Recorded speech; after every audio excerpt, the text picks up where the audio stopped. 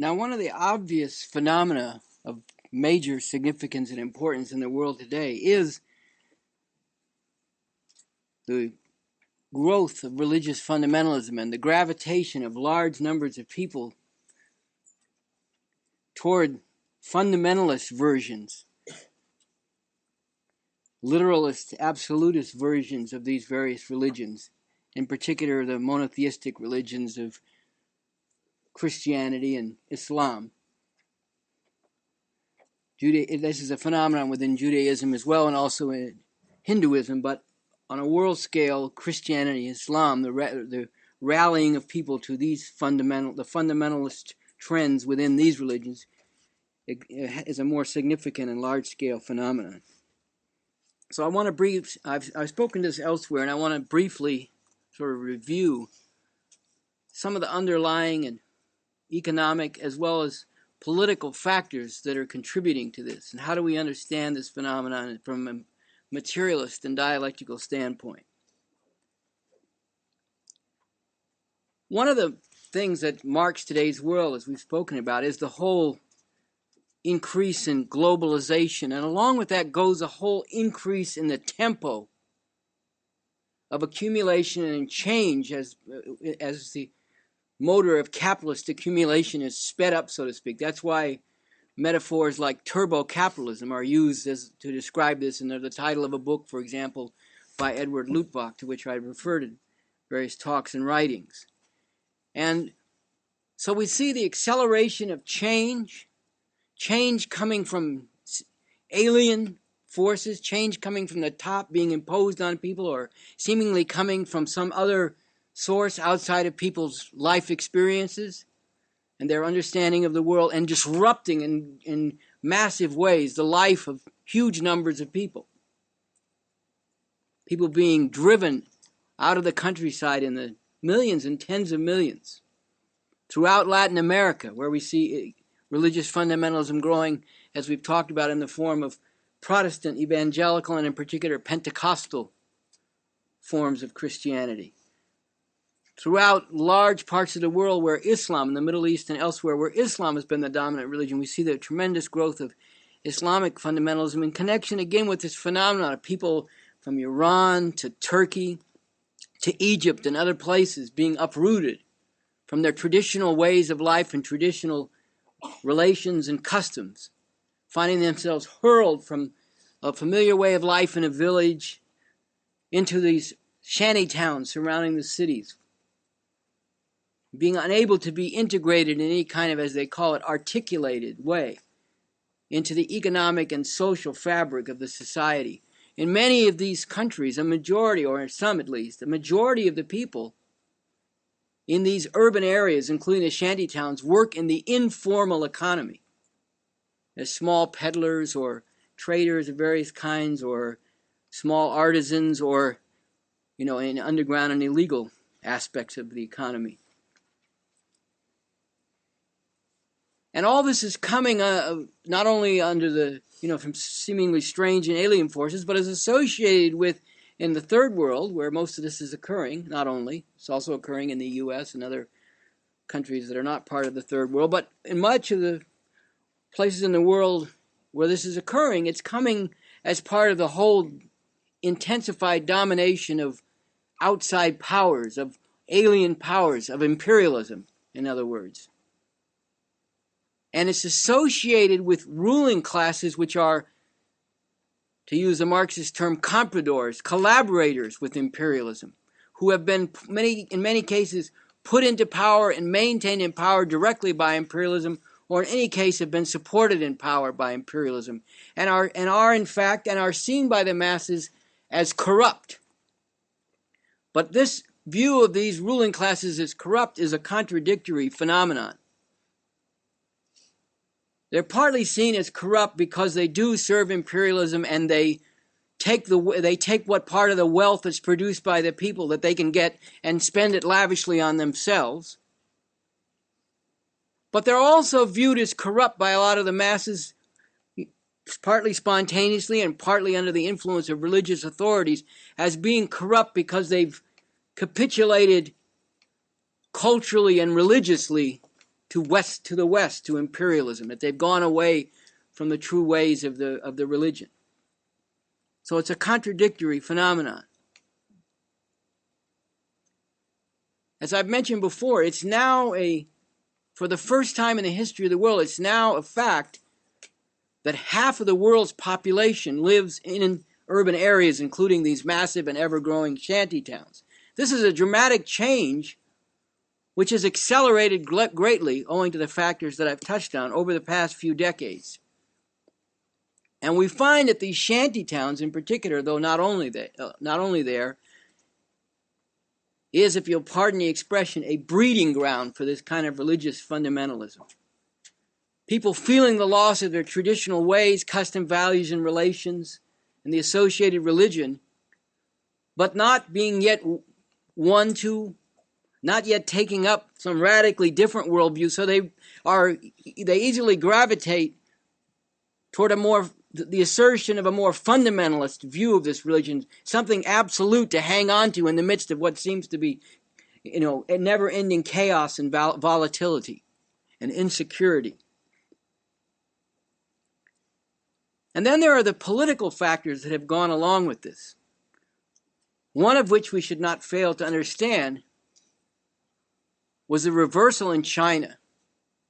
The loss of that as a living example of a radical, indeed revolutionary and emancipating alternative to imperialism and to everything that imperialism imposes on masses of people, through force and through its underlying dynamics and the combination of all that. But there are also, besides the reversal in China coming not that long after the restoration of capitalism in the Soviet Union in the 1950s, and then in today's world on top of that, the Soviet Union openly imploding, having pretended to be a socialist country up until the time that it basically flew apart and its empire disintegrated in the form in which it existed. All this has led to this notion, widely propagated and propagandized, of the demise and defeat of communism, which is widely spread and seeps down to and is influencing broad masses of people. But it's not only communism, it's other forms of secular opposition to imperialism and to key outposts and key aspects of imperialist rule, or embodiments of imperialist rule and instruments of imperialist rule throughout the world. For example, from Israel to Palestine to Egypt and other places, the imperialists have consciously set out to defeat and decimate even nationalist secular opposition, and in fact, to feed the growth of religious fundamentalist forces, partly because, for example, in relation to Afghanistan, they saw this as being useful to them. They figured they could rally the mujahideen, the religious fighters, the fundamentalist religious fighters, to be the most fanatical fighters against the Soviets. Other people could have been rallied to be determined fighters against Soviet occupation, but they couldn't have been rallied to be determined, fanatical, reactionary fighters against the Soviet occupation of Afghanistan. In Egypt, there was a whole phenomenon of Nasser and Nasserism, which wasn't limited to Egypt, but whose influence was very widespread after, Nasser came to power in the 1950s. This was a big phenomenon, sort of Arab nationalism and taking the form of Nasserism among the Arab peoples and broadly in that part of the world. And this, without going into too much detail, you can see the complexity of all this, because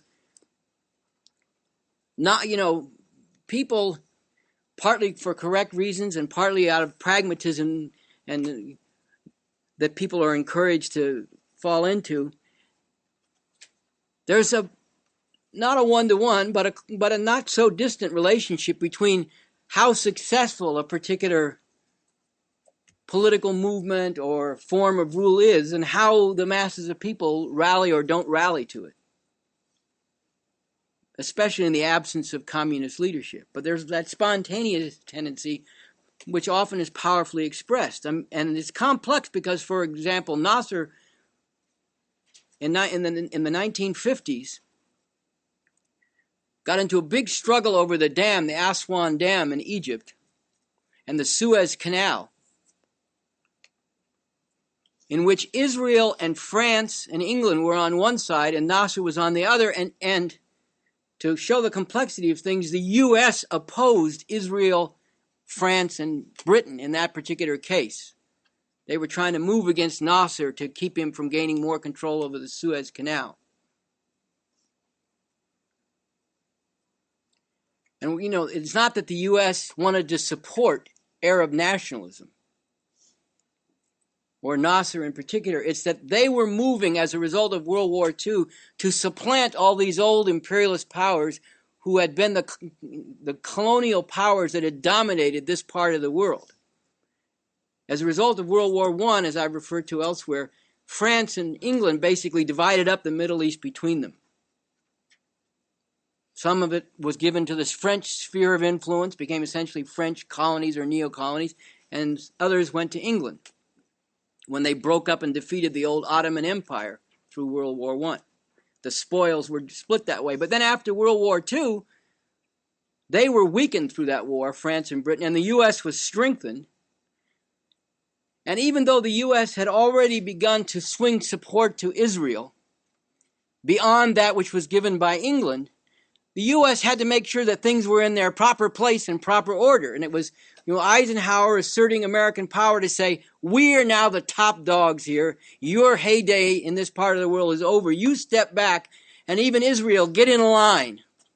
You're going to be our instrument now. Get in line with the way things are in this new situation that's emerged. And it took them about a decade from the mid-40s to the mid-50s for some of this to get sorted out in various parts of the world, including the Middle East. So as a result of this, Nasser got a tremendous following, both because of what he was putting forward ideologically and programmatically, but also because he got a victory here of a sort through these complex factors. This is how complex things can be. But then the U.S. began, while not seeking to overtly overthrow Nasser immediately, began to work to undermine Nasserism and generally more secular forces, including obviously communist forces, that were opposed to its rule and that were opposed to Israel. And Israel too, it's very complex. Israel in its history has supported and fostered some of these Islamic fundamentalist forces while seeking to undermine the more secular forces of opposition among the Palestinian people. And again, you see the complexity. Nasser viciously repressed. Today we hear about how he viciously suppressed the Islamic fundamentalist forces like the Muslim Brotherhood in Egypt, but we don't hear about how he viciously suppressed and killed the communists. And the same thing was going on in Syria and Iraq, for example. So it's a very complex picture, but generally the imperialists worked to undermine secular and in particular communist and revolutionary forces, but even secular bourgeois nationalist forces, and increasingly were, out of necessity and conscious design, working to build up religious fundamentalist forces in opposition to this, and or taking actions which led to the fostering and strengthening of Islamic fundamentalist forces.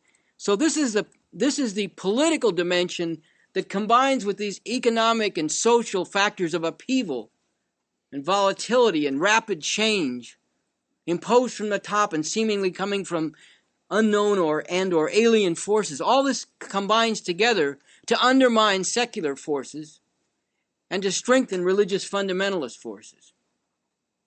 And I spoke in another talk about Iran and Afghanistan and how advances the U.S. made had a significant aspect in which they turned to their opposites and became problems for the U.S. This is a really glaring example of that, is Indonesia. And it relates directly to this phenomenon of Islamic fundamentalism once again. During the 1950s and 1960s, Indonesia had the third largest communist party in the world. Only the party of the Soviet Union and China, only those parties were larger. And it had a massive following among the poor and the shanty towns and among the peasants in the countryside. I mean, the slums of Jakarta and other cities in in Indonesia have been and are legendary in a negative sense. And the communists had a massive following there and among the peasants in the countryside and among sections of the intellectuals and even some bourgeois strata. Unfortunately, they also had a very eclectic line, a mixed bag of communism and revisionism, of seeking revolution but also trying to work through in parliamentary means for the established government.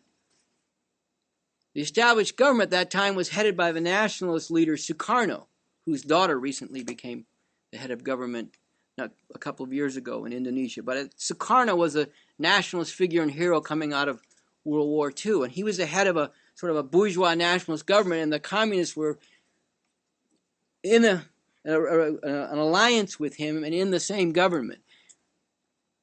And when I was in China, they told us, well, we used to say to Comrade Adit, who was the head of that party, we warned him about what could happen, trying to have one foot in this and one foot in that, one foot in communism and revolution and one foot in reformism and revisionism. But they persisted in that path, and at a certain point, the U.S., through the CIA and working with the military and Suharto, who was a general in the military who came to power and ruled for several decades until he was found to be no longer useful, and then was determined, lo and behold, to be corrupt and was driven out of office.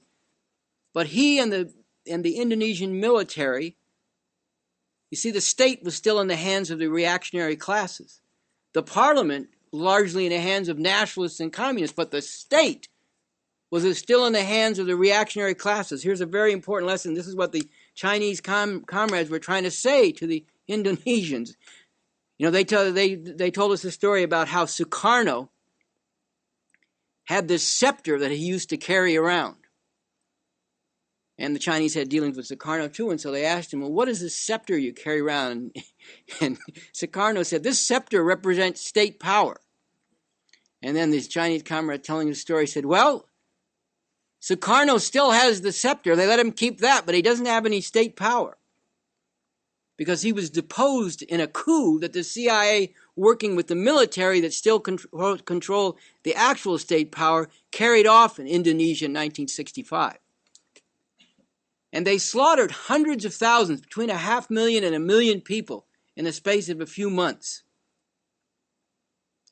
There's stories of how the rivers around Jakarta, they would just kill people, alleged or actual communists, and throw them in the rivers. And the rivers were piled so high with bodies that they became clogged.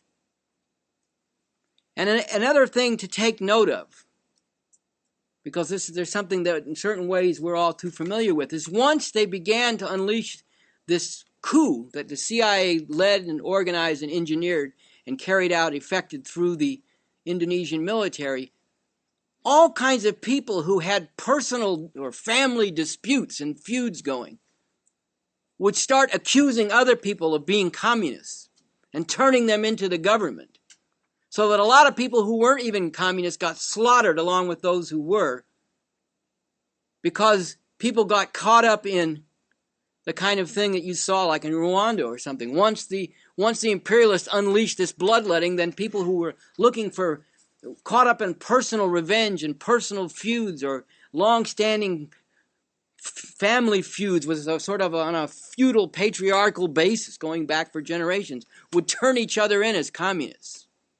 This is what can happen when this kind of madness and bloodlust gets unleashed and directed. It was directed. The CIA openly brags about how they specifically targeted several thousand of the communist leaders and got rid of them directly within this larger massacre of hundreds of thousands. So that Communist Party was totally destroyed, physically, virtually exterminated, with only a few remnants of it here and there. It's never yet been able to regroup. And it was politically and ideologically decimated and defeated as well. And over the decades since then, what has happened? The tremendous growth of Islamic fundamentalism in Indonesia. The communist alternative was wiped out. And in its place partly being overtly fostered by and consciously fostered by the imperialists and other reactionary forces, but partly growing on its own momentum in the context where this secular and at least communist in name opposition had been destroyed. It filled the vacuum, if you want to put it that way, in a certain dimension, that had been left by the lack of a real alternative to this highly oppressive government of Suharto and his cronies. It was installed and kept in power by the U.S. and meanwhile was massacring people in East Timor and so on, with the backing of the U.S. government all the way through Clinton, all the way up to Clinton, including Clinton. So these factors combine and have combined over generations to give a tremendous impetus to the growth of religious fundamentalism. And we can see it in the underlying economic base, and we can see it in the superstructure and the back and forth between the two. And once again, the phenomenon we're observing, and it's important to be very clear on this, is outmoded, obsolete, reactionary social strata among the oppressed part of humanity, going up against and taking leadership over people and going up in that form and on that basis against outmoded, obsolete strata of the ruling circles of imperialism. And those are the alternatives that in many parts of the world are now being posed as the two poles of opposition. And as I've emphasized before, these are not the only two alternatives, and there is a tremendous amount of work to be done in the whole world and in many strategic parts of the world to repolarize, including within the U.S. itself, because this is also a phenomenon within the U.S. of great and growing significance, including among important sections of the proletariat and other oppressed masses who have to be brought forward as a powerful base, a key part of the base and driving forces of revolution if there is to be a proletarian and communist revolution in this country as part of the world revolution. So this is not a minor phenomenon. It's a tremendously important phenomenon. It's part of necessity. It's part of the objective reality in a negative form now that we communists throughout the world have to confront and transform. And in order to do that, you have to, first of all, engage and understand it. Understand where it's coming from. What contradictions and what particular expressions of essential and fundamental contradictions is it the particular and even peculiar expression of? And what are the dynamics driving that? And how can you, in the Leninist sense, divert that and transform it into something else? And it's also, there's the same task very acutely in the U.S. There's a conscious strategy by sections of the ruling class, including those predominating now, to go after the very social bases that we correctly identify as the main base and driving force of the proletarian revolution, and to catch them up in this reactionary religious fundamentalism and its political expression. This is another manifestation of the complexity of what we have to deal with. Now, I have to admit, without getting subjective here, to a certain amount of frustration about this. Because I've been trying to call attention to this phenomenon for quite a while now. More than a decade. And to be honest, that's been met with a lot of, yeah, we know it's reactionary, what's the big deal? But yes, it's reactionary. I mean, this is another one of these things. It's like dogma. Dogma is as valuable as dog shit, or less, okay? It's religion, it's religious fundamentalism, it's reactionary. Why talk about that? Let's go talk about something else.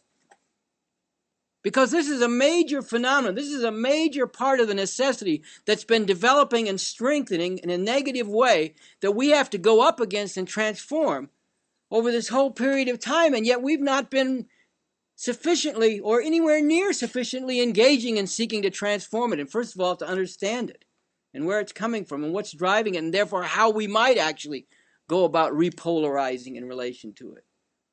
Now, my frustration is not personal here. It's a frustration based on in relation to our whole objectives and what we are supposed to be and need to be all about. You know, there's a tendency among people who are people of the Enlightenment, shall we say, communists and others, to fall into sort of an ironically kind of arrogant attitude toward this. Because this seems so absurd and ridiculous to us, we don't take seriously as we should the fact that this in turn is taken very seriously by masses of people. We either ignore it altogether or we act like it's a superficial phenomenon. And if we just come up and say to these masses a few pieces of dogma with a communist coloration, we're going to win them away from all this, and that's not going to happen. We're not going to win them away by tailing this. I mean, after all, if you listen to the first part of this talk, it was hardly tailing this. But we have to be able to understand it in a scientific and an all-around deep-going way in order to be able to engage it, in order to be able to win masses of people away from it, among all strata of the people. But including very strategically among the basic lower, deeper sections of the proletariat and other oppressed masses who have to be at the very base and bedrock and driving force of the revolution that can actually lead to emancipation. So we need to accelerate ourselves and make leaps quickly, very quickly, in a very telescoped way in our understanding of the importance of this phenomenon in the world as well as in this country in particular. And not allow ourselves to even inadvertently fall into the arrogance of the enlightened, of not taking this seriously because it seems so absurd to us. That is not what the masses of people need us to do. That is not acting according to the responsibilities of a vanguard that is serious about what we need to be serious about.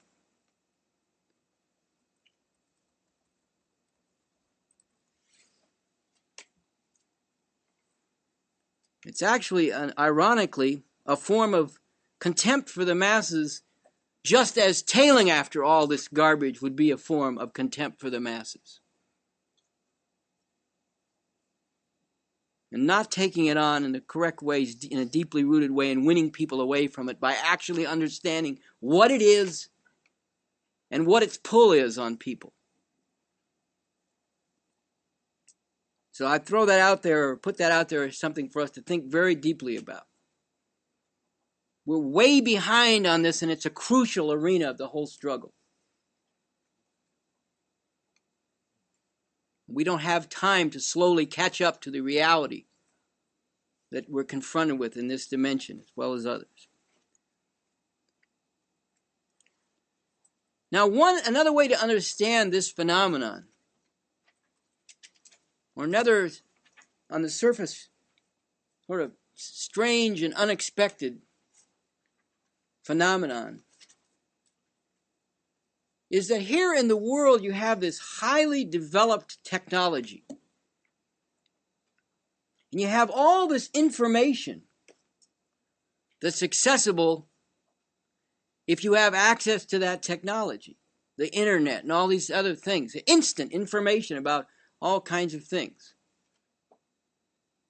And yet, at one and the same time, you have this highly developed, nanotechnology and all these technologies in surgery and every sphere of medicine and in every other, human sphere of human endeavor.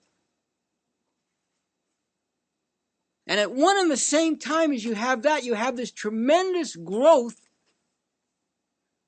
of what, yes, let's call it what it is, organized ignorance in the form of religious fundamentalism. And this seems to be not only a glaring, but a strange contradiction.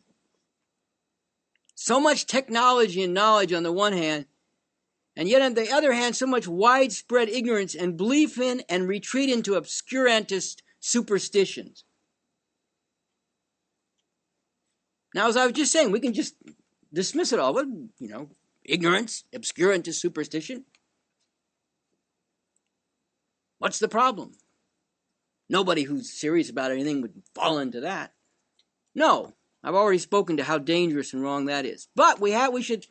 What is the cause of this phenomenon? What is the cause of this glaring and somewhat seeming peculiar contradiction of tremendous, so much technology and knowledge, and yet so much widespread ignorance and belief and retreat into obscurity and superstition? Well, I've spoken to this in terms of economic, social, and political factors that go into it, or at least some of them.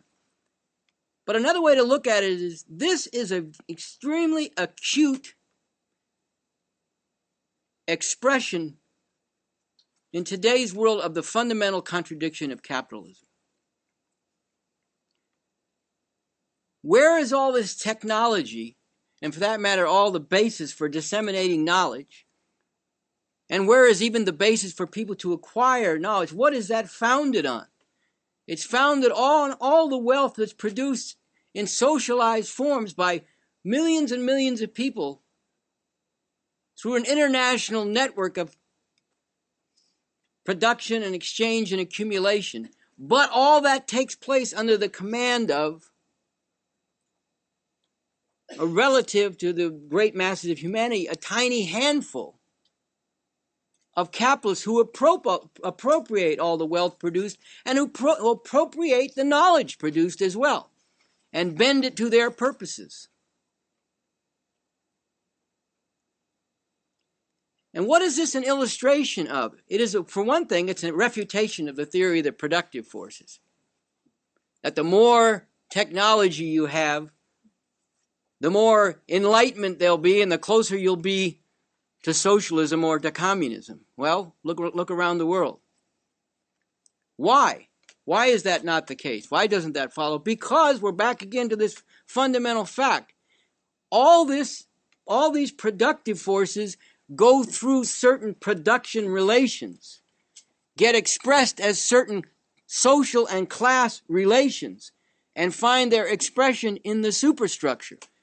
It's not just productive forces, all this technology and knowledge and everything, just out there, and it just gets somehow, in some formless way, distributed however it might. It has to and can only go through one or another set of production, social, and class relations with the corresponding customs, cultures, ways of thinking, political institutions, and so on. So that what is happening? All this technology is going through the existing capitalist and imperialist relations and superstructure and coming out in this extremely grotesque disparity between what's appropriated by a tiny handful and what's measured out to broader strata in some of the imperialist countries to stabilize those countries and to mollify and pacify sections of the population who aren't part of the ruling class there, while amongst the great majority of humanity, there's unbelievable poverty and suffering and ignorance, yes. Technology doesn't just go to the people. It goes through, as everything does, whatever the existing production relations are that people enter into in the creation and development of this technology and the productive forces in general. And so what we're seeing with this great disparity in the world, this sort of peculiar and, if you will, howling contradiction between so much technology and so much knowledge on the one hand, and yet such widespread ignorance and belief and retreat into obscuritous superstition on the other hand, is an expression in very acute form of the fundamental contradiction of capitalism and of the fact that this is all still going through the four alls rather than the overcoming of those four alls. This is an extremely important point to understand. If you're sort of linear in your thinking, you couldn't understand. Well, look, I don't get it. There's all this technology, there's all this ability to do all these things, there's all this knowledge. Why are people so ignorant? because of the production, the social, the class relations, the political institutions, and the rest of the superstructure, the ways of thinking, the customs, the habits, the culture that reinforce all that under this system of capitalist accumulation and capitalist relations. And in its imperialist stage is a worldwide interwoven system of exploitation and oppression. And that's only going to be overcome through the revolution to wrest now one part, now another part of the world out of the hands of these imperialists and begin to then take the conscious initiative of the masses of proletarians and others led by a communist vanguard forces to begin transforming this and ultimately achieving that on a world scale. So this is another perspective, an important perspective in which to understand the phenomenon of religious fundamentalism. The more this disparity grows, the more there is, to put it that way again, a breeding ground, a basis for the growth of various forms of religious fundamentalism and related tendencies. At the same time, there is also a greater and greater basis for revolutionary transformation. But that's where we have to come in all the correct ways, dealing with all the contradictions and all the complexities involved. And not by simple-minded, linear, reductionist, economist, and all these other ways of flattening out reality until it's really has, our conception of it bears no relationship to the actual reality and therefore how to actually transform it.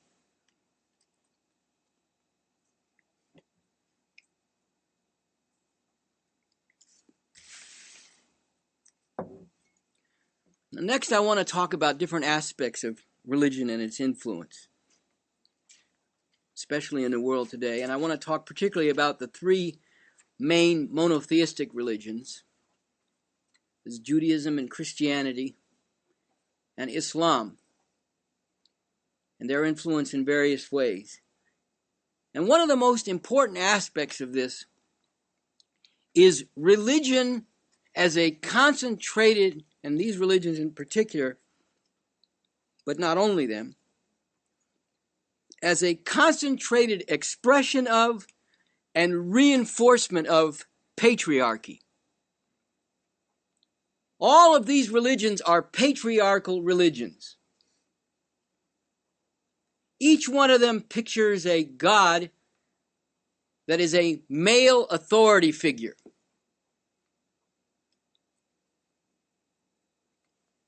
The Father, the Lord,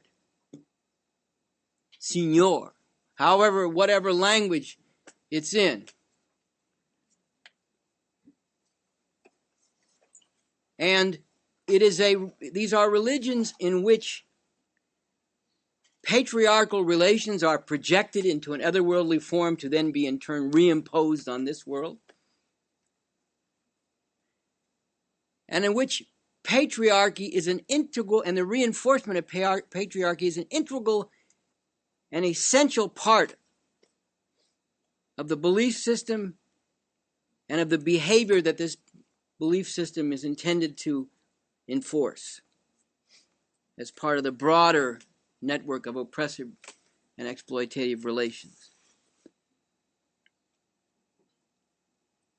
These religions promote a strong father figure, absolute male authority, both in terms of how they portray the God of their religion, and this is, of course, all the more so in the fundamentalist versions, but it resides right in the heart of the scriptures of all these religions, and it also promotes and reinforces patriarchal relations and patriarchal domination among human beings and their society as well.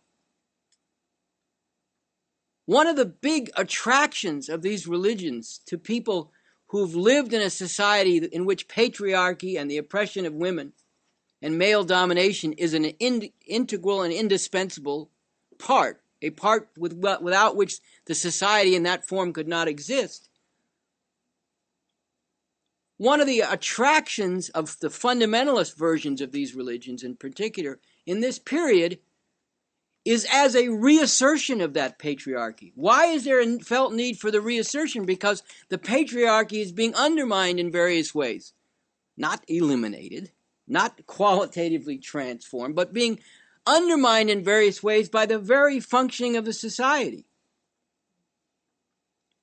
Even in countries where there's still very powerful, open patriarchal traditions, the uprooting of people and all that has a tendency to undermine aspects of the patriarchy. People going into the cities.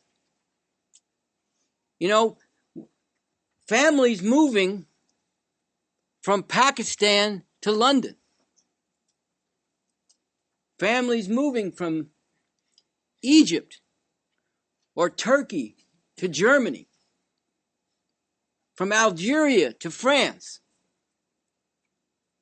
And they have very different culture and customs. Now, don't get me wrong. I'm not an apologist for bourgeois society and its forms of the oppression of women, but it's very different in these countries than it is in the countries where feudalism continues to exist, a more significant influence, and where, along with that, patriarchal traditions are more overt and more entrenched in a traditional form. That's important to emphasize, in a traditional form. So all of a sudden, the fathers who've had absolute authority, all of a sudden they got these daughters in these entirely new circumstances, and, supervising the behavior of daughters is one of the main roles of the father with the assistance of the mother. Often the mother or mother-in-law or whatever will be the enforcer of this. But this is one of the main patriarchal functions. I'll get into some discussion of how this comes out in the scriptures as we go along. So all of a sudden, it's like what happens when people in rural areas get MTV. In the internet, all of a sudden the kids, they don't want to act in the traditional ways anymore. Or at least some of them don't. Become very unruly. A lot of clashes within the families. Even in a, quote-unquote advanced country like this. Well, you imagine people moving from Algeria to France.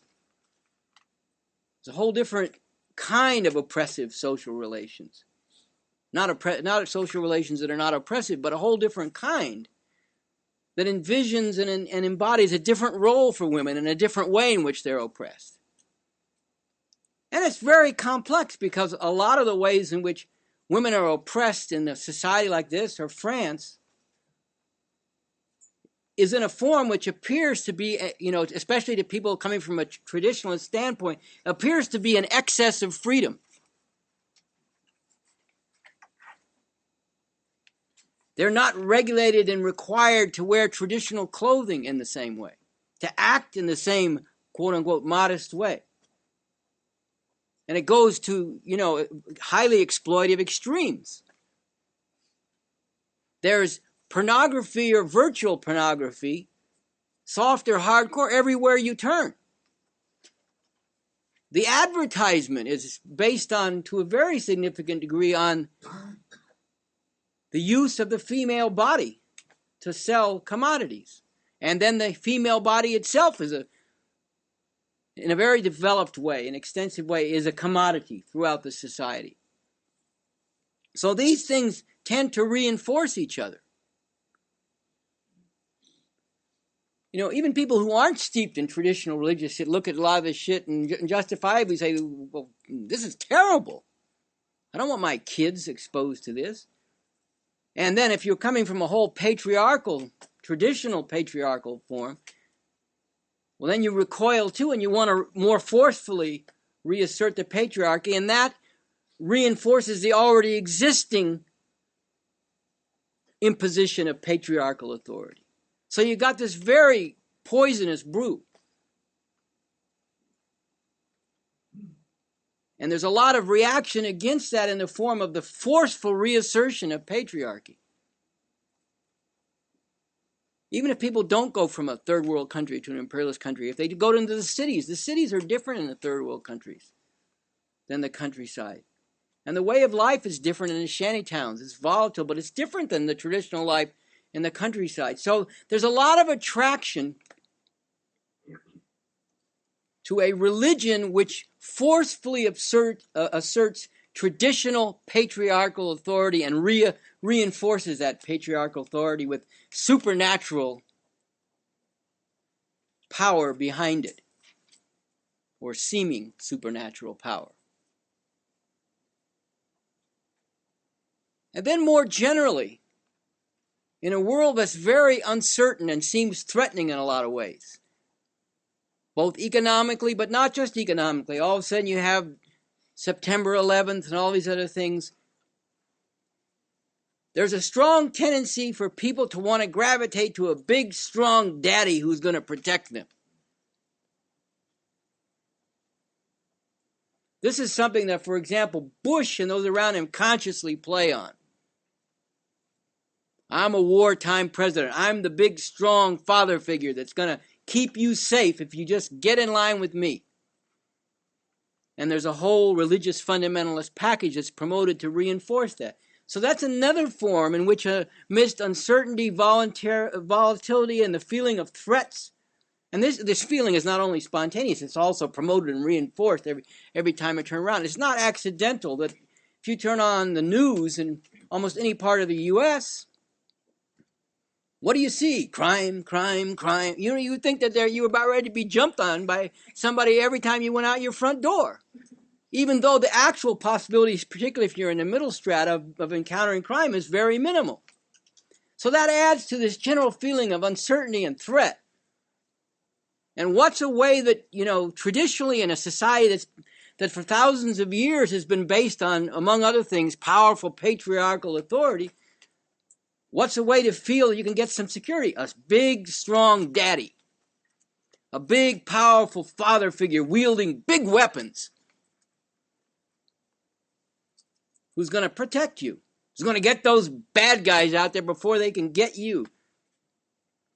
And then but just asserting that in a human form is not enough to hold for many, many people. So there's a promotion of the whole an assertion of the traditional, an aggressive assertion, and an even more extremely absolutist form of the powerful father figure, both in supernatural and in human form, and in the somewhat conscious and somewhat unconscious association of people between the two.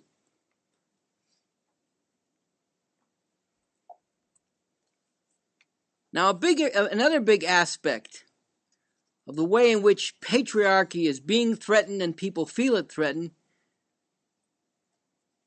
for example, in a society like the U.S., this is now very acutely posed, is the whole gay question.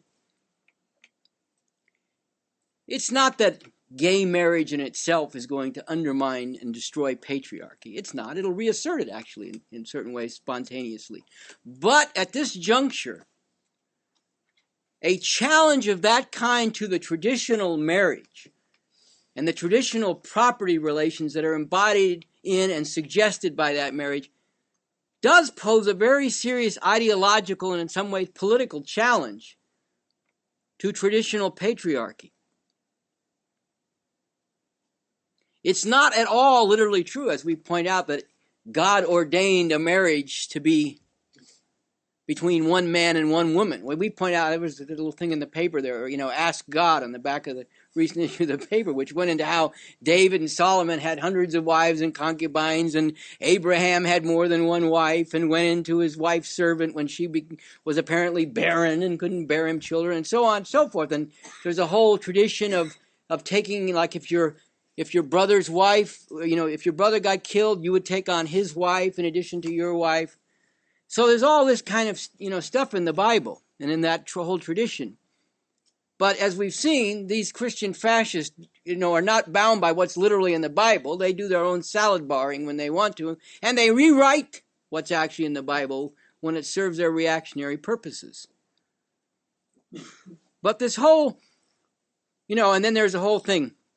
God created Adam and Eve, not Adam and Steve. This is a popular thing spread around.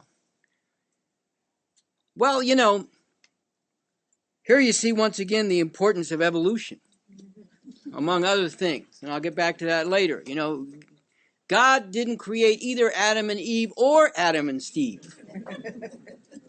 Human beings evolved. And in the history of human beings, they have had different societies, many different sexual relations and practices, both exploitive and not exploitive, depending on the basic character of the society. Now, this is something when we went and reviewed and struggled over and criticized and changed our whole position on this question, we went and did a lot of study much more deeply into the whole history of this and learned a lot more about the very great diversity and variety of sexual relations of different kinds in different periods of history and different societies. So there is no or a man in ancient Greek society, a real man's man, had sexual relations with other men and boys all the time. That was a real man's man did that. Well, we're not about promoting a man's man, okay? Or any other kind of man in the sense of male domination. Human beings, yes. Proletarian revolution to emancipate human beings, yes. But in a society that, which patriarchy has been a key thing holding the whole thing together, the assertion of breaking out of even the traditional forms of the patriarchy at particular junctures like right now can become very volatile and pose a very serious challenge, even while many of the people themselves are simply trying to form traditional marriages. That's another one of the ironies and complexities of this. And that you see in response to this it's not simply an election gimmick to get more Republicans elected. Yes, some Republican Party functionaries are using this issue, but it's much more profound than that and has much bigger implications.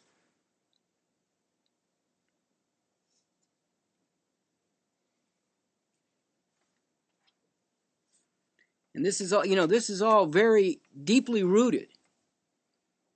This whole assertion of patriarchy, but now it's being challenged at every turn. Not in a way that's going to lead to its abolition, but in a way that does undermine some of the forms in which it's existed. And the religious fundamentalism is a forceful and absolutist, even more extremely absolutist reassertion of this in response to these challenges and these factors that even spontaneously are tending to undermine it in the particular set of contradictions that are now pertaining and influencing things in society and the world. You also see this coming out in relation to how to rear children, how to bring up children, what should be the relationships in the family. You see the forceful reassertion of patriarchy.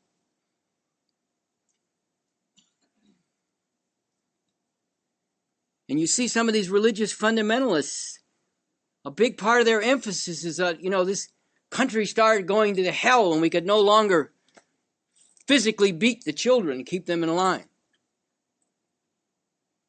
After all, what does the Bible say? Everybody knows, or many people know that old saying, the old saying from the Bible, spare the rod and spoil the child. Or as it literally says in Proverbs 23:13 and 14, withhold not correction from the child, for if thou beatest him with the rod, he shall not die. Thou shalt beat him with the rod, and shalt deliver his soul from hell. And this is what a lot of these Christian fundamentalist leaders are actively promoting. That the country, among other challenges to the absolute authority of the patriarchal figure, the country has started going to hell ever since you couldn't apply this important directive from Proverbs, this important principle of don't spare the rod or you'll spoil the child and send him to hell or her to hell. Now here I have to say, as should be obvious, I love Richard Pryor, but okay, Richard, I'm sorry you're gone, but enough of this shit about grandma and the switch beating me, okay? I know it was always contradictory in the routines that he did, but I have to say honestly, there was always also a certain upholding of, well, after all, this did keep me from getting completely out of line And then it takes much cruder form in some of these other comedians these days. Bernie Mac and people like that, going on and on. And even among people who are in many ways advanced politically, among the basic masses, you'll hear this complaint. Well, things are all fucked up now because you can't beat your kids anymore. Can't get out that switch like grandma did and beat the kid back into line so they do right. And even though it was grandma wielding the switch sometimes, it was still done as part of an overall assertion of relations in which it was patriarchal domination. The strong father figure who disciplined and kept the kids in line and who kept the daughters as virgins so they'd be pure property to be traded to their husbands when the time came.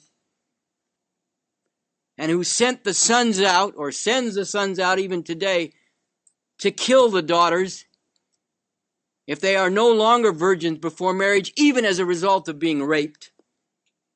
This is what goes along with as a part of a whole package of grandma with the switch. And we should understand this. We need to be thoroughly rid of this.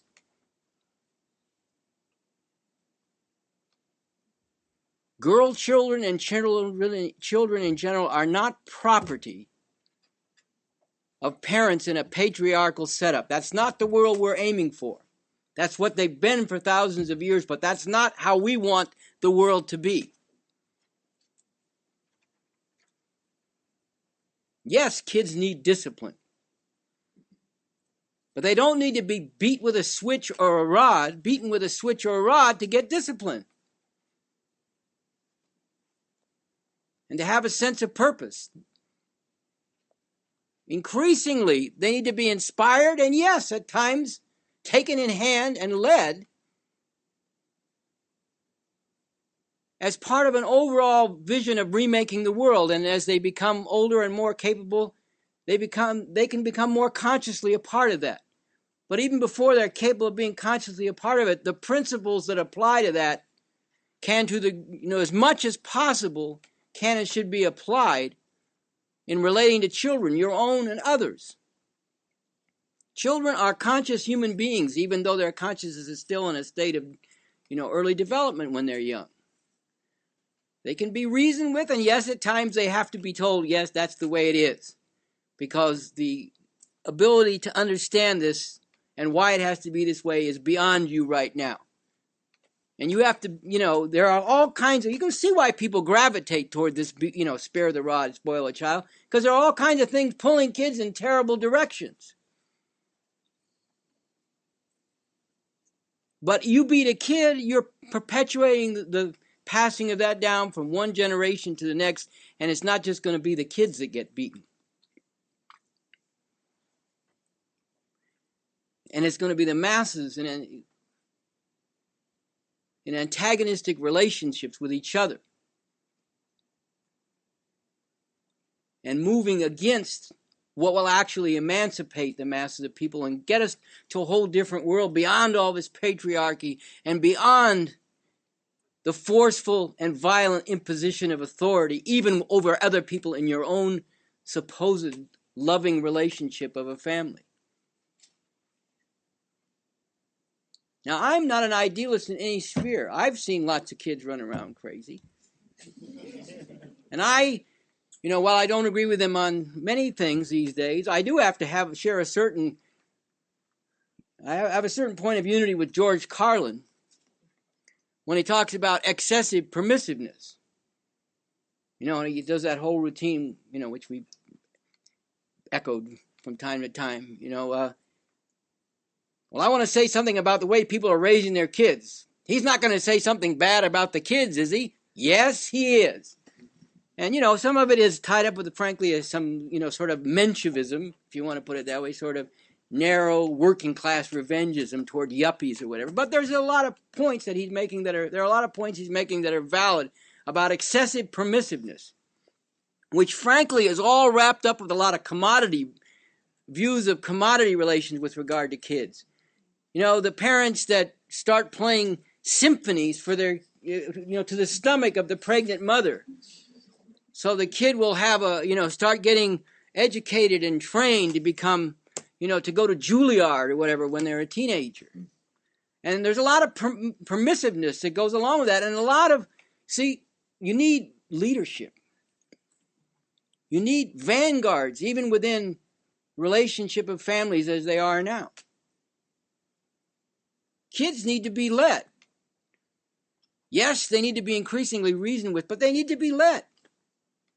And they need to be taken in hand, but they don't need to be beaten with the rod and the switch. And that is an assertion of patriarchal authority,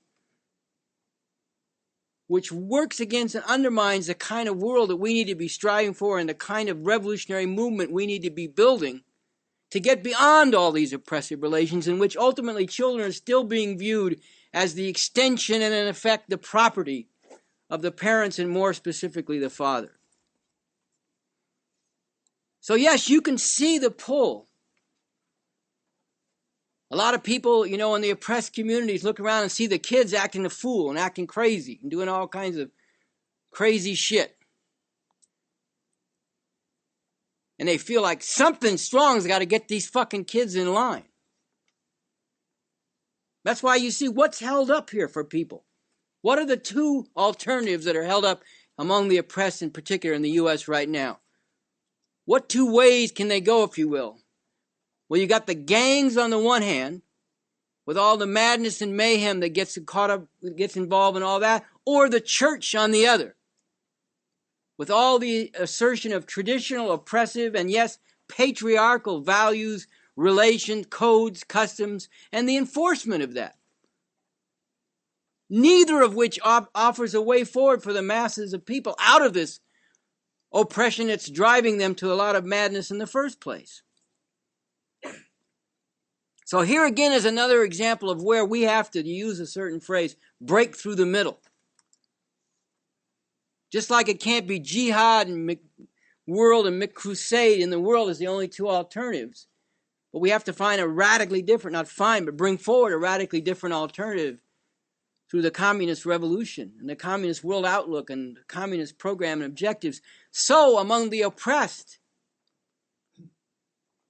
we have to bring forward an alternative to the madness and mayhem that a lot of the youth get caught up in under the compulsion of what the system is doing to them and the spontaneous way in which they react to that and try to make a way through it. Or on the other hand, the church is a way of clamping down on them with oppressive and patriarchal authority. We have to bring forward a powerful revolutionary alternative to those things. We have to be saying boldly to people, we don't need the church, we don't need the switch, we don't need the rod, and yes, we don't need the gangs and the drugs. We need revolution. And you can tell me that all that revolution talk's not going to go anywhere, but where is this other shit going? And where has it gone? And where has it led?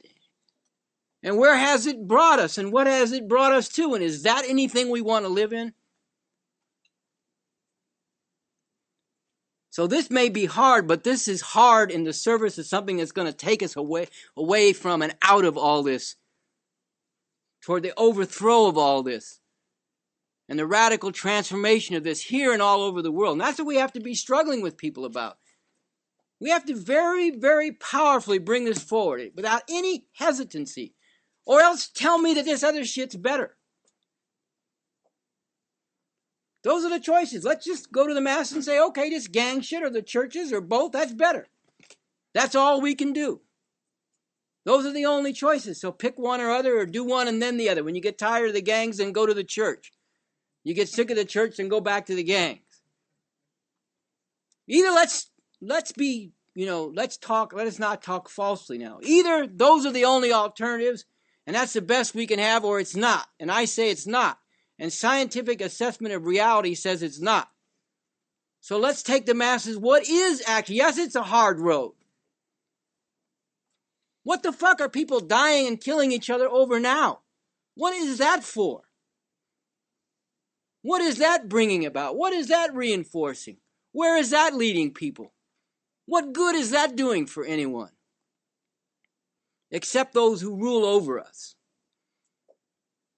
And who couldn't be happier than to see us either killing ourselves and each other over the control of a corner which we don't control anyway, and can be snatched away anytime they want to, or over going down on our knees to some patriarchal authority, which is part of our oppression in the first place and is binding us all in one half humanity, binding him doubly.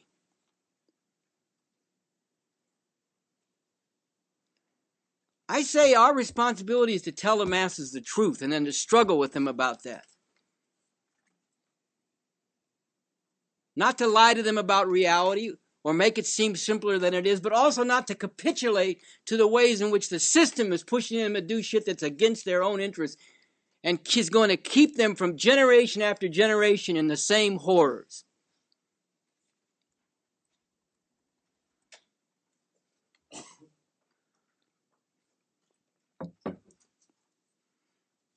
Now I want to move on and talk about a phrase that I've used a number of times in referring to Christianity, in particular Christian fundamentalism in the U.S.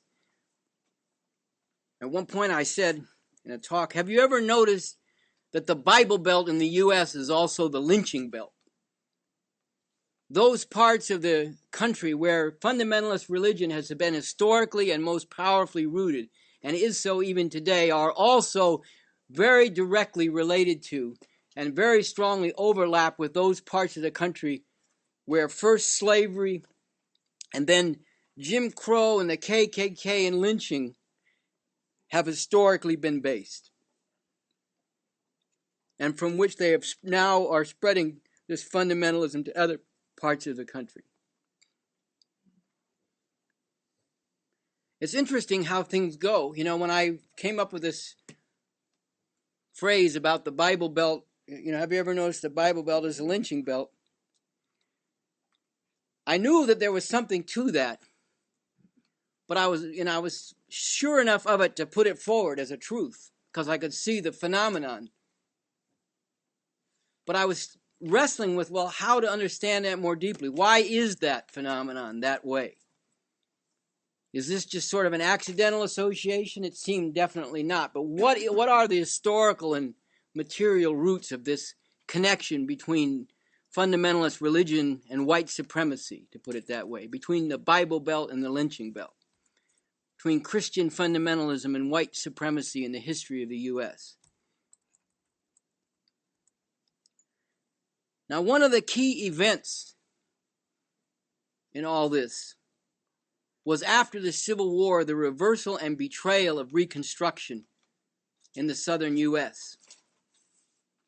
I don't have time to go into it thoroughly, but just to touch on the key aspects of it quickly.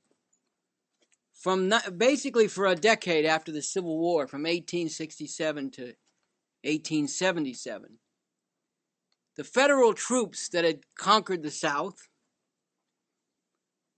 remained in the South to enforce changes that were being brought about through amendments in the Constitution and government policy in general.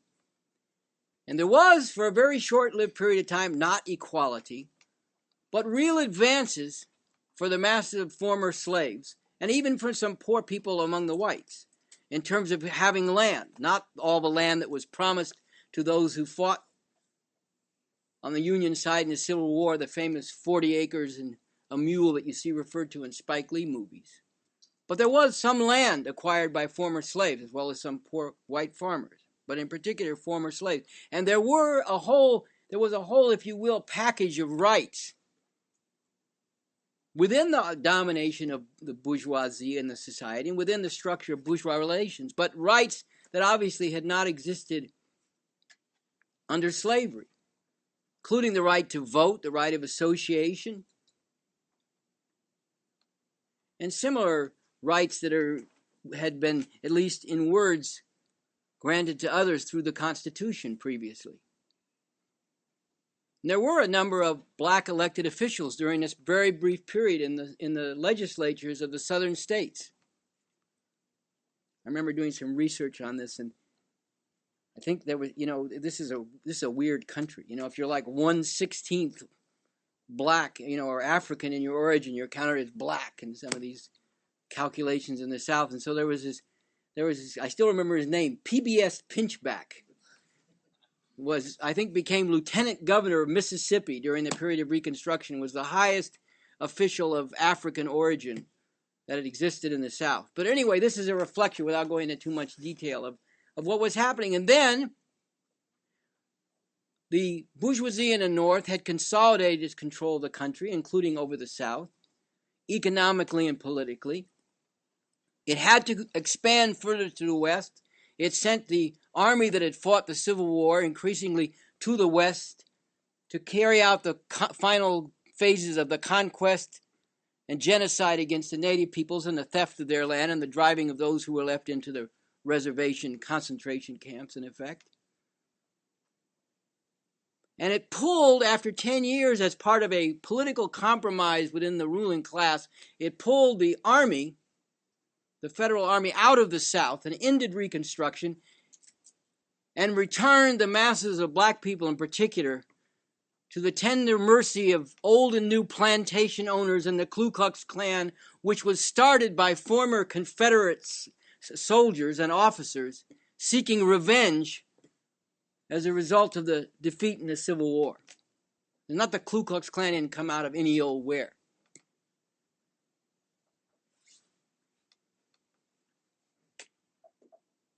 And along with this came the development of a certain strain of religion, Christianity, and in particular Christian fundamentalism that developed in the South, which viewed the southern U.S. somewhat like the people of ancient Israel, who'd been chastised by their God, not for slavery, but for some things unknown, and for weakening in the defense of their way of life, the southern way of life. And now there was going to be a restoration of this people, as there was when God would once more turn his favor to the ancient people of Israel. And what went along with this, not just in the South, but in the U.S. as a whole. This is something that David Bryan Davis, for example, speaks to in his book Inhuman Bondage. Was that increasingly the actual history of the Civil War was rewritten. The role of black people in the Civil War was basically washed out of the history. Even the basic fact of what the war was fought over, that it was fought over slavery, through a complex of motivations. It wasn't only moral motivation. No, there were many people morally motivated to fight on a moral basis against slavery in the Northern Army. Inspired, for example, by the rebellion, even though unsuccessful, that had been led by John Brown shortly before the start of the Civil War. But there was a mixed bag. It was bourgeois interests that were conflicting with the slave interest and that mode of production. And there were all kinds of different motivations and interests mixed in. But slavery was nevertheless the pivotal point of the whole war. The continuation or the ending of the slave system increasingly was from the beginning, and increasingly and more explicitly became the edge on which the war was fought, the issue over which it was more and more clearly fought as the war unfolded and intensified. But there began to be a rewriting of this. It became the war between the states. One side wearing gray and one side wearing blue. And then you began to have battle enactments, which were sanitized versions of what this was all about, in which people would dress up in, white people would dress up in gray uniforms and blue uniforms and reenact key battles, and it still goes on.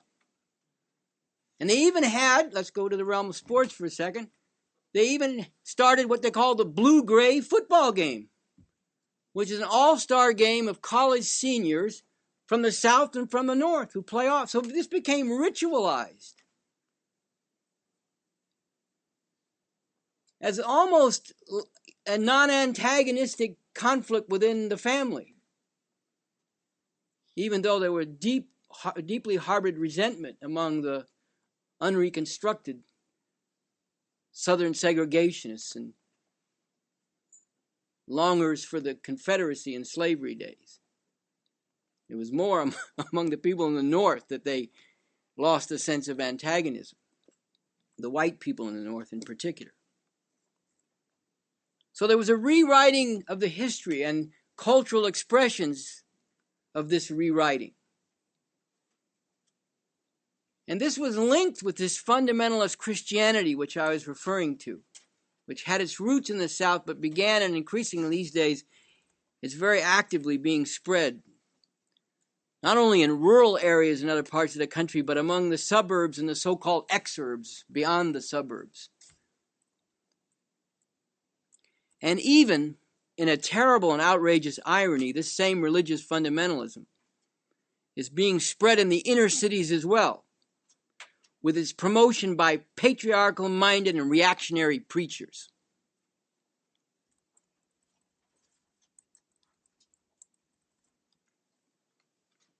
How's the Civil War presented? Most commonly, it's presented as a great national tragedy. You want to talk about an irony? Here's a great irony. The Civil War is the one war on a far greater scale than the American Revolution. It's the one war that the American bourgeoisie fought that you could say was truly glorious. And it's the only one they're ashamed of. This is why you hear this terrible tragedy of brother killing brother. I don't know about that. I don't know if those 200,000 former slaves thought they were killing brothers when they were fighting the Confederacy. And I don't know if a lot of those white troops in the Northern Army who went to battle singing John Brown's Body thought they were killing brothers. I think they thought they were carrying on a righteous fight to end a terrible evil. But for the bourgeoisie in particular, and the way it's molded or sought to mold public opinion, this is a terrible national tragedy. And it was fought at terrible cost. It's the equivalent of something like 6 million people. If it were fought today with today's almost 300 million population in the U.S., the 600,000 that were lost in that war, were killed in that war, would be equivalent to 6 million people today. So it was fought at tremendous cost. But the people who fought it at the time, well, actually on both sides, but in particular on the right side of the war, on the liberating side of the war, on the side opposed to slavery, believed rightly that they were fighting a righteous war, a just war. And that's been rewritten. It's become a national tragedy. As I said, it's the one really glorious war the bourgeoisie fought and the one it's ashamed of. Now, to extend further some of this analysis or bring in another dimension to it or another angle on it,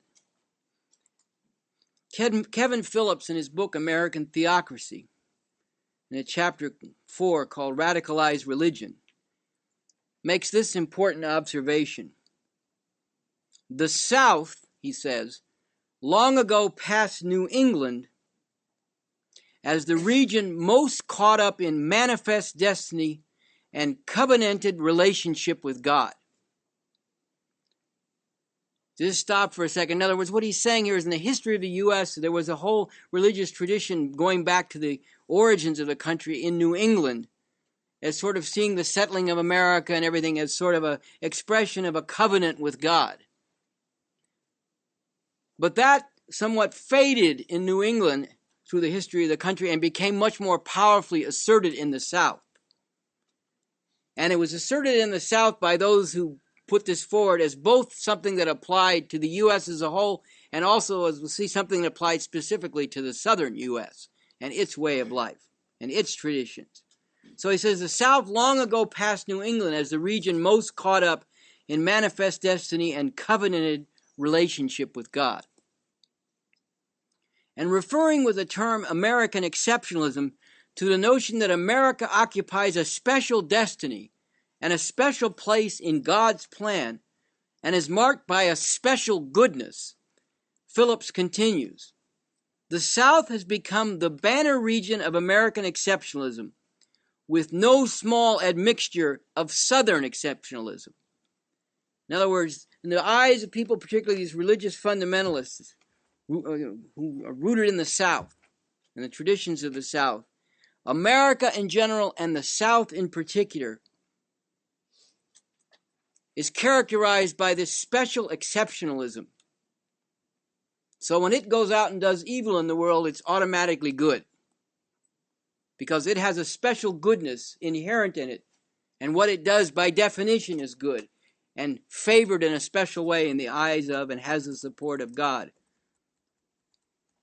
And Phillips goes on to discuss how in the aftermath of the Civil War, in which the South was militarily defeated, the slave-owning system was militarily defeated, but after which, and particularly after the reversal and betrayal of Reconstruction in the South, quote-unquote, rose again in terms of political power and influence within the country as a whole. In connection with all this, Phillips points out, a religious mythology arose and was widely spread and took root widely among white people, that the white South had a special covenant with God and was the object of a special design by God to restore it to its rightful place, righting the terrible and horrible wrong that had been done through the Civil War. And Phillips makes the very relevant and telling comparison between Southern whites in the U.S. and white settlers or Afrikaners in South Africa, as well as Protestants in Northern Ireland and the Zionists who founded and ruled the state of Israel.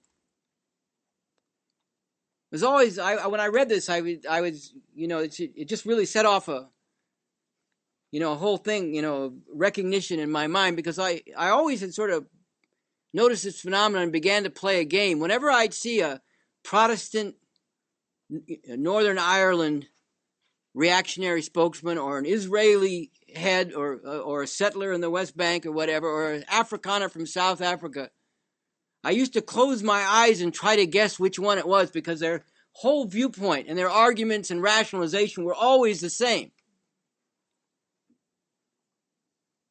And Phillips makes a very telling and relevant point here in comparing Southern whites to these other groups. He says that all see themselves as people being restored to their right relation with God, reestablishing the broken covenant, and exercising a special divinely established destiny. And we should say this applies, despite the irony, with regard to the Zionist rulers of Israel in particular, that while many of them are actually secular, they nonetheless base their claim to the land of Palestine on religious scriptural grounds.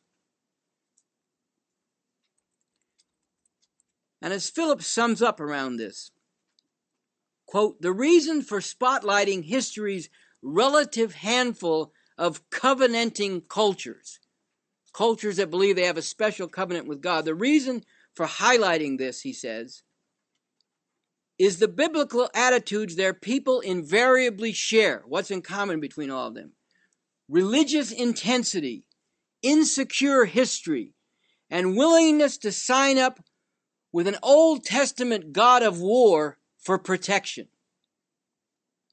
This is a very insightful observation on his part, and applies to the South of the U.S. and Southern whites in particular, and also applies to those drawn toward Christian fascism, literalist fundamentalism more generally in the U.S. And Phillips goes on, the importance of this in today's world has much less to do with the Northern Irish or Ulster Protestants and the white Afrikaners, and much more to do with Israel and with the American South, and an evangelical fundamentalist American force generally. As Phillips puts it, Israelis, and to an extent, scripture-reading Americans, are on their ways to being the last peoples of the covenant. Phillips makes the chilling point that this outlook and the corresponding values are gaining currency and force among growing numbers of people all over the U.S. And ironically, as I pointed out, to even among those who are most directly oppressed by white supremacy. As this is increasingly spread beyond the traditional Bible Belt, and as this gains increasing weight within the ruling class of the U.S., it poses the prospect of the move to impose, through force and violence in the U.S. and on a world scale, all that is called to mind by the slave whip and the lynch rope. This is me speaking now. And today, again, employing the phrase I previously cited from Phillips, this is embodied as, and comes with the destructive power of, to use his phrase, the preemptive righteousness of a biblical nation become a high-technology, gospel-spreading superpower. Now, with regard to all this, along with the important insights in Kevin Phillips' book, American Theocracy, there are also important observations that are very relevant to this made by Rabbi James Rudin in his book, The Baptizing of America, as well as by African-American theologian Dr. Hubert Locke in a talk he gave called Reflections on the Pacific School of Religion's Response to the Religious Right, which were delivered in May of 2005, and as I've mentioned in the book by David Bryan Davis, Inhuman Bondage.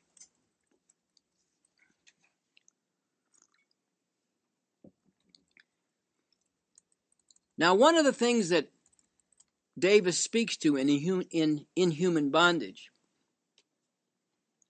is that, and this is something I also pointed out in the book Democracy, Can't We Do Better Than That, that along with arguments from Aristotle about slavery and why it was justified, one of the main forms of justification for slavery among the apologists and defenders of slavery in the southern U.S. was the Bible, and in more particularly the story of the son of Noah, Ham, and his son in turn, Canaan, who incurred God's disfavor and were cast out and cast into the region of Africa. And thereby a curse was put by God on Ham, or more specifically on all of his descendants, beginning with Canaan. This is a story in the Bible that was repeatedly gone back to by apologists and defenders of slavery in the U.S. to justify slavery. That a curse had been put upon these people, and therefore it was justified to enslave them.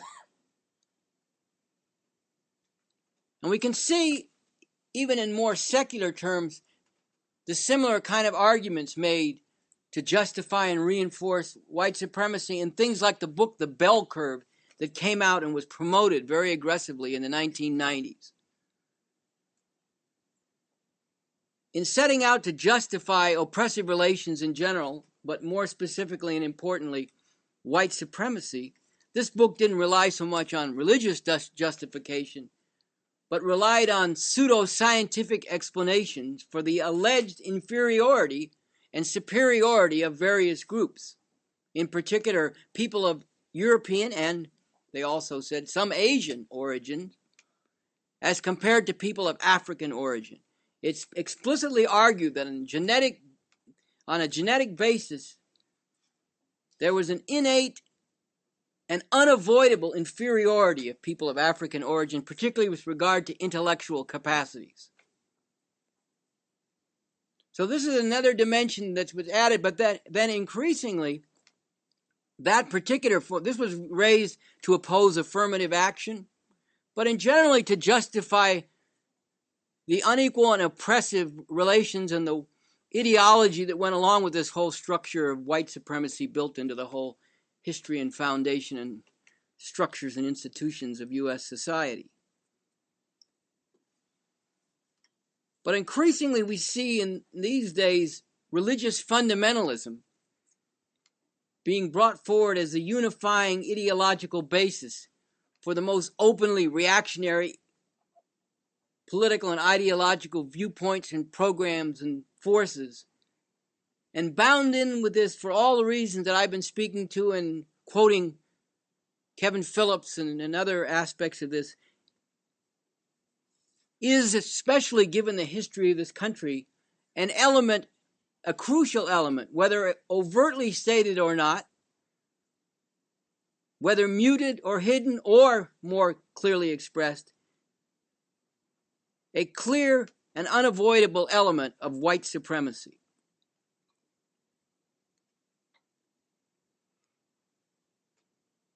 And the spread of fundamentalist religion, here is one of the great and bitter and acute ironies. The spread of religious fundamentalism, largely with the battering ram of the forceful reassertion of absolutist patriarchal authority among those who are most directly the victims of white supremacy, is binding those people through the promotion of this religious fundamentalism, is seeking to bind those people more firmly into a whole process that will not only greatly intensify their oppression, but even has, as I will discuss shortly, genocidal implications. A situation in which already huge numbers of the population of inner city youth and, Latino, but in particular black youth, huge percentage are already in prison or caught up in the prison and criminal system in one form or another. But even that is not the full extent of what this whole religious fundamentalism is bound up with as a program. There are even beyond that further and genocidal implications. And here it's worth mentioning something that's spoken to by Ira Katznelson in his book, When Affirmative Action Was White.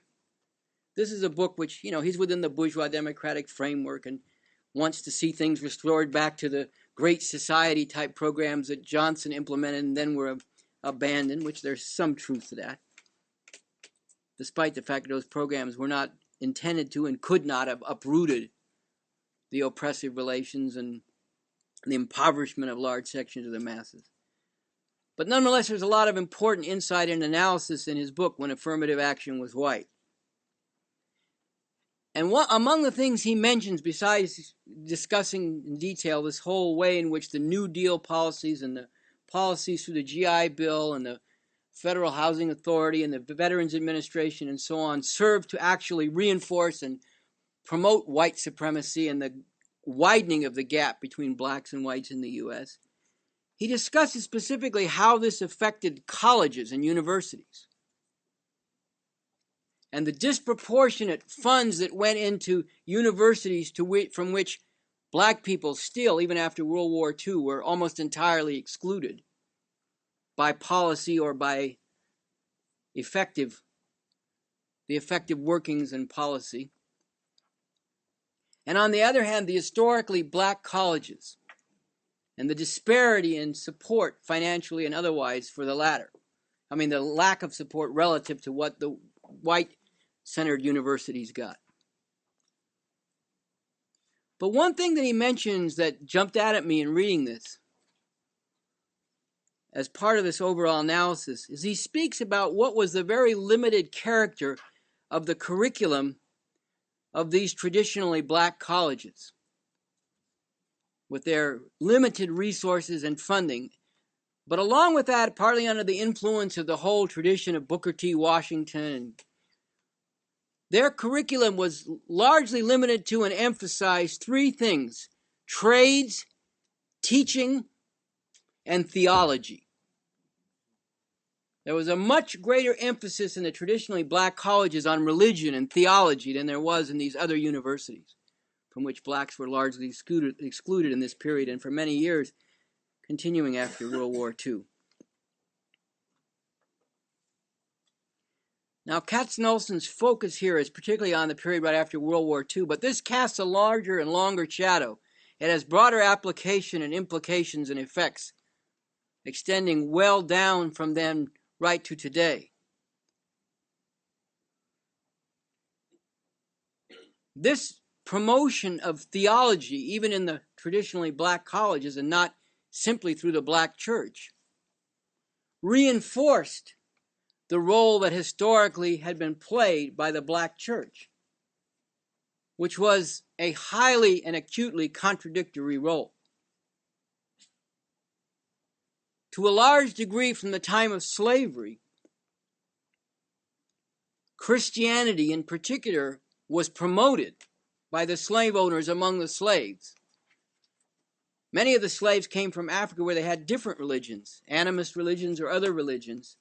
And along with their change in their names and everything, and the other culture and customs, came the imposition, in effect, of Christianity.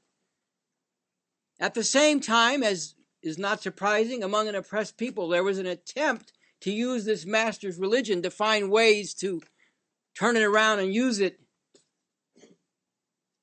as part of a means of fighting back against oppression, beginning with slavery. So, for example, in the black religious tradition, the whole Old Testament story of the Israelites in Egypt, the whole theme of let my people go, and the story of Moses leading the people out of bondage and slavery became a powerful part of the religion. So it was sharply contradictory. But at the same time, and this carried right down through the civil rights movement, and it's taking an even more negative form today. At the same time, the role of the church was always a dual role, and the role of the ministers constituting a certain stratum within the black population, particularly after slavery, and after the reversal of Reconstruction and down to the 1960s and in altering forms down to today, has always been one of a dual role. A role of negotiating with the master or the oppressor to try to bring about some improvement in the conditions of the people, but always doing so in a way that would keep things from getting out of hand in a way that would fundamentally threaten the interests of the oppressors. Always waging the struggle or seeking to confine struggle that develops into a form and into an expression that wouldn't fundamentally challenge the oppressive relations. And it's a classical role where basically the preachers would go to the oppressors and say, if you don't give me something, and Martin Luther King played this role explicitly too. If you don't, in the midst of all the urban rebellions of the 60s, if you don't give me something, I'm not going to be able to control these masses anymore. This is a role that this whole stratum of black preachers has played historically, while they've always been portrayed as the leaders of the struggle. But the role has been much more and much more acutely contradictory than that. You can see this portrayed, for example, in a movie that came out in the 60s, which was not widely distributed, but it's an interesting movie, even with some of its limitations, called Nothing But a Man, which you can see by the title some of the limitations. But nonetheless, it's about this black railroad worker in the South who, because he's more mobile and works on the railroads and has some experience with unions, doesn't want to put up with all the shit that goes on, in the whole fabric and the whole, ensnarement of the oppressive relations, particularly rooted in the South at the time, in the early 60s. And so he comes directly, he gets married to, falls in love with and gets married to the daughter of a preacher and comes into very acute contradiction with the preacher because he's uppity. And he doesn't want to put up with any shit. And he goes to work at a mill after marrying the preacher's daughter, and some of the white guys, the foreman and other white workers there, want to engage him and talk about what it's like having sex with his wife. And he's not putting up with any of that shit. So he really gets into conflict with the preacher who's, he's going to upset the preacher's whole arrangement. Well, this is, just a movie, but it captures a lot of the acutely contradictory role historically of this stratum of black preachers and of the theology that they have been the purveyors of. and the popular mythology that's promoted by the ruling class as well as by these preachers, that they've always been out in front leading the struggle.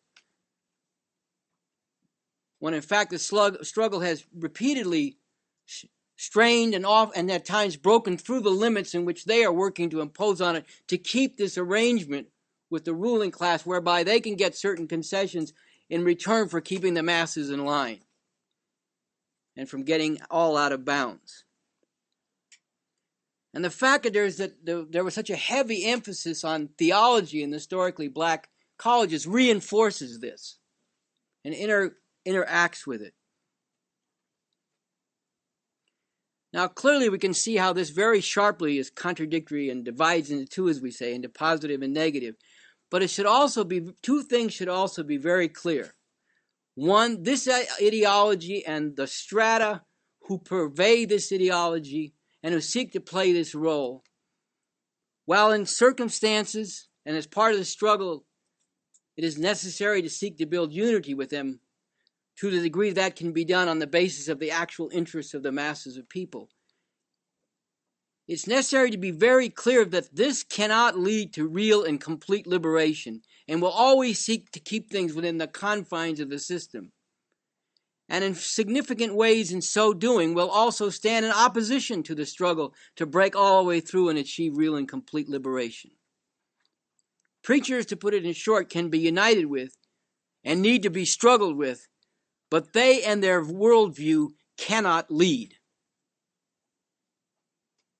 And in the world today, the second phenomenon is there is a whole stratum or whole section of these black preachers which is openly going along with and promoting this Christian fascist program on the basis of asserting patriarchy in particular. And that cannot be united. Not only can that not lead, that cannot be united with them. It has to be very vigorously exposed and struggled against and called out for what it is.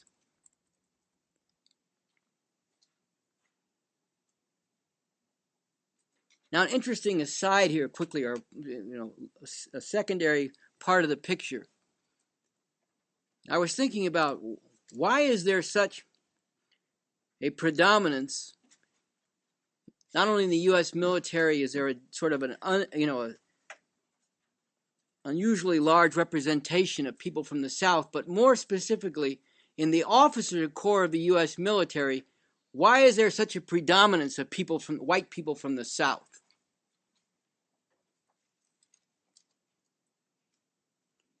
I was thinking this has to do with the whole history of the South as a slave-owning system, and then the system that replaced it in terms of sharecropping and plantation exploitation in that form, and the whole Southern aristocracy that grew up through that period of slavery in particular. And you think about, the whole picture, Gone with the Wind and all, sitting on the verandas, drinking the mint juleps and so on. And this whole aristocratic tradition, it's the same in England and so on, has as part of it a whole tradition that at least one of the sons goes into the military. Now, there are both ideological but also practical reasons for that. Because a system based on land ownership, well, here's what happens. People die. And when you have so much, when your whole system of wealth is based on land,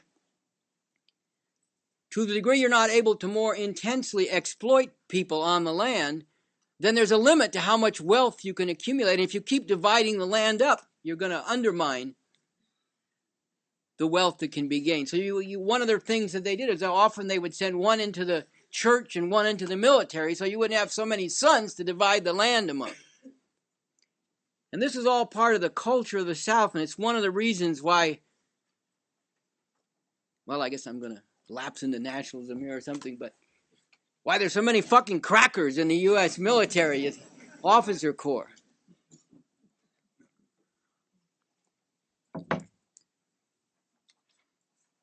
And this has its influence also in terms of the promotion of fundamentalist Christianity within the military. It's not the driving force of it, but it's a contributing factor, I think. But more important here is what I referred to earlier. Christian fascism and its genocidal implications. And one of the great ironies and injuries of the promotion of this religious fundamentalism among the masses of oppressed people who are the most direct victims of white supremacy already.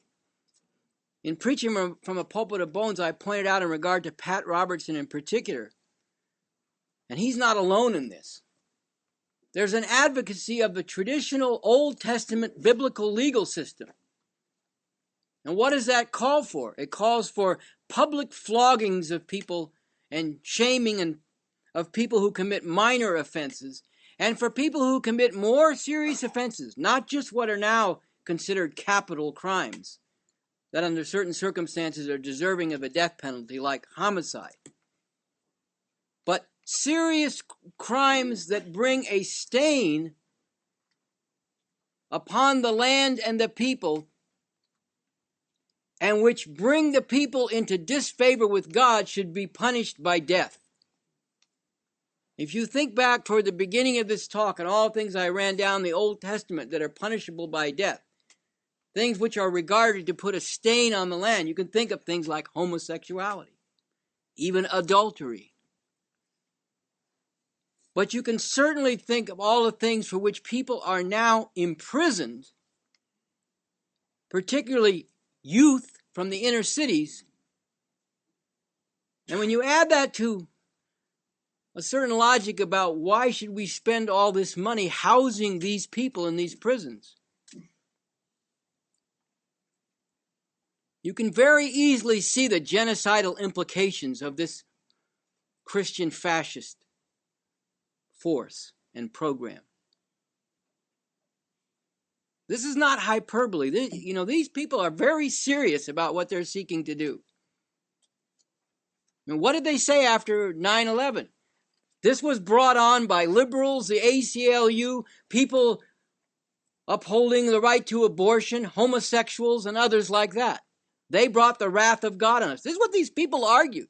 Jerry Falwell and Pat Robertson, they believe in this shit as the way to hold together the America that they envision as it should be, as it goes out into the world to carry out this grand design which they see in religious dimensions of the destiny of this exceptional people to rule the whole world in their image and in God's image. At the same time as the other side of this, there is in religion, but more especially and particularly in literalist religious fundamentalism, the promotion of a slave mentality. Let's call shit what it is. The promotion of a mentality that sees people themselves as inherently sinful, that accepts the notion that the reason they're in the situation they're in today is because they have come into disfavor with God, because it's God's will, because they or others around them have committed acts which have brought down the wrath of God on them, and if anything good happens to them, it's because despite all this, God in His greatness and mercy showed compassion for them. This, let's call it what it is a slave mentality with which people are being indoctrinated. All this thank you, Jesus, is a slave mentality.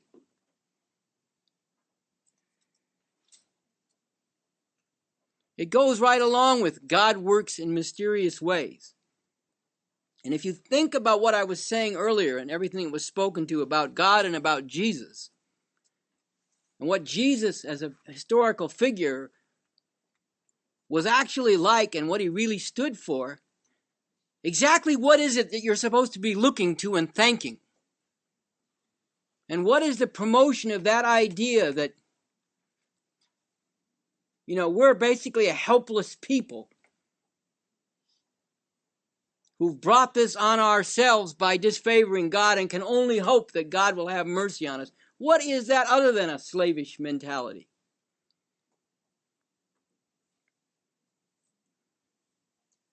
Now, some people are highly offended when you say things like this. But to paraphrase Malcolm X, I didn't come here to tell you what you want to hear. I came here to tell you the truth, whether you like it or not.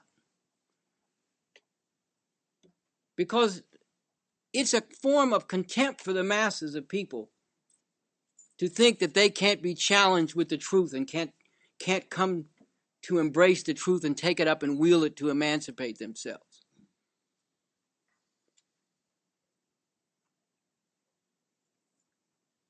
When you say that people are being indoctrinated with and are even taking up a slavish mentality, you're not saying it's their fault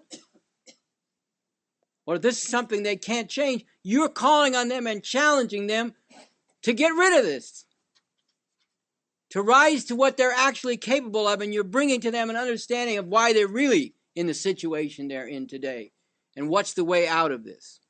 But you can't do that without challenging this mentality. And you can't do it while being apologetic about challenging this mentality and calling it out for what it is. Now, some people say, with regard to black people in particular, religion is an essential part of the black experience. Well, I say, what about slavery? Or segregation and Jim Crow? Sharecropping in the KKK? Or continuing discrimination today, along with massive imprisonment and police brutality? Isn't all that, quote unquote, an essential part of the black experience too? The question is, if something is an essential or integral part of experience, what role has it played? And what effect does it have? Is it good or bad? Positive or negative? Where did this religion, where did the worship of Jesus in particular come from? I've talked about the contradictory character and effect of this. But in today's world, where we are in the historical evolution and revolution of human relations, this religion, and all the more so in its literalist, fundamentalist form, is a direct obstacle, is a shackle, is a chain holding back the masses of people from being able to emancipate themselves and to leap beyond the situation where they feel drawn toward some kind of religion as consolation for the oppression and suffering. So once again, while we must unite and seek to build unity with many people of religious viewpoints, we have to be very clear on what can actually lead in enabling people to engage, to understand, and to transform reality in order to achieve an end to all these horrific conditions, of which on the one hand religion is a reinforcement, and on the other hand religion is sought as a consolation. To win real and complete emancipation means taking up a scientific, not a religious approach to understanding and changing reality, changing it through revolution. And especially fundamentalist religion that insists on taking the Bible or any other scripture literally and as the absolute and inerrant truth, and which refuses to believe anything that contradicts a literal reading of the Bible or other religious scriptures. That kind of religious viewpoint and conviction is extremely harmful. It can only keep those caught up in it completely in the dark about what is really going on in the world and afraid of trying to change the world in the only way it can really be changed, through resistance and ultimately the revolutionary overthrow of the system that is oppressing millions and billions of people here and throughout the world. Such fundamentalist religious fanaticism can only help to reinforce oppression and enslavement of masses of people. And in this spirit and this light, we have to grasp and we have to not be afraid to say boldly, oppressed people who are unable or unwilling to confront reality as it actually is are condemned to remain enslaved and oppressed. That's the end of this section of this talk.